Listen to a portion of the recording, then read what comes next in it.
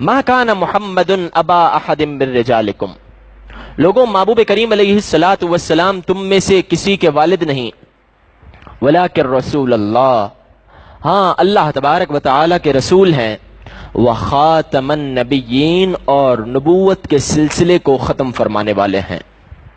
मुफ्ती अहमद यार खान नईमी रहमतुल्लाहि ताला अलैह, आपने जहां मेराज शरीफ की हिकमतों को बयान किया कि अल्लाह तबारक व तआला ने जो अपने महबूब को मेराज करवाई, उस मेराज के मकासिद और हिकमतें क्या थीं, उन हिकमतों को बयान फरमाते हुए आपने एक हिकमत यह भी बयान फरमाई कि पिछले जितने भी अंबिया इकराम अलैहिमुस्सलातु वस्सलाम आए थे हुजूर से पहले, तमाम ने अल्लाह तबारक व तआला का कलाम सुना था, किसी ने बारी तआला परवरदिगार को देखा नहीं था। और आप कहते हैं गवाही की इंतहा होती है देखने पर, गवाही मुकम्मल कहां होती है? देखने पर मुकम्मल होती है। कहा पिछले अंबिया इकराम अलैहिमुस्सलाम ने अल्लाह का कलाम सुनकर, किसी ने वही के वास्ते से, किसी ने पर्दे के पीछे से, तमाम ने अल्लाह का कलाम सुना था।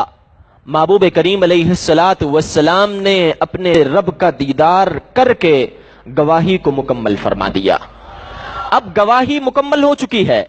अब हुजूर अलैहिस्सलातु वस्सलाम के बाद किसी नबी के आने का सवाल ही पैदा नहीं होता।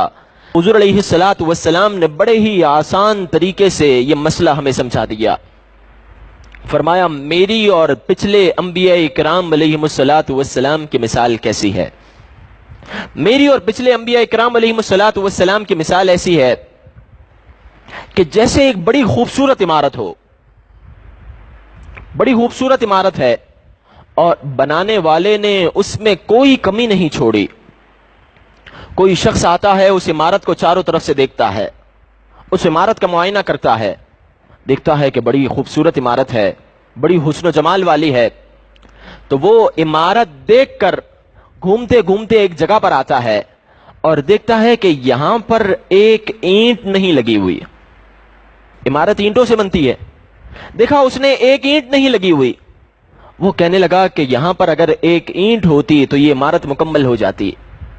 कहा यूं समझो कि पिछले अंबिया इकराम अलैहिमुस्सलातु वस्सलाम की नबूवत और रिसालत वो इमारत है और उस ईंट की मिसाल मेरी है। अब अल्लाह तबारक व तआला ने मुझे मबऊस फरमाकर, मुझे भेजकर उस नबूवत और रिसालत की इमारत को मुकम्मल फरमा दिया है।